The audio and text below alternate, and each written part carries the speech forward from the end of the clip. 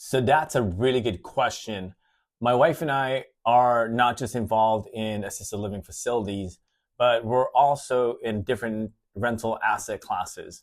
So we have Airbnbs. We also have long-term rentals as well.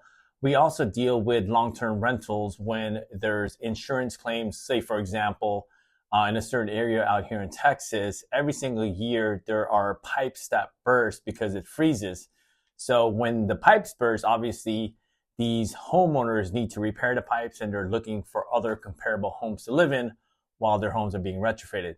So we work with insurance companies where basically they, rent our home to put these folks that are displaced because they have to make modifications or retrofits to the broken pipe.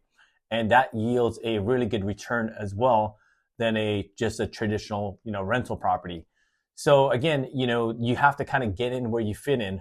But what my wife and I have found is that we're going to rent a property, right? That's the overall objective.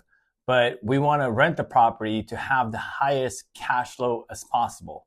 So we discovered that instead of, focusing on short-term rental, Airbnb, long-term rentals as well, we found that converting our homes into assisted living facilities, whether we're going to run the day-to-day operations or we're actually going to just lease the property to an operator, it yields a higher cash flow for us. That's why we're in the process right now on selling some of our properties that doesn't yield too much cash flow. I mean, it could be $500 or whatnot a month, which is great. But once we sell that property and use those funds to open up an assisted living facility, instead of just making $500 a month, which is not life changing, we can open up an assisted living facility and cash flow 10, 15, 20, or even $40,000 a month, depending on whether or not we're going to operate it. Because obviously, if we're not operating the facility, there's going to be less margins versus if we were running the day-to-day operations.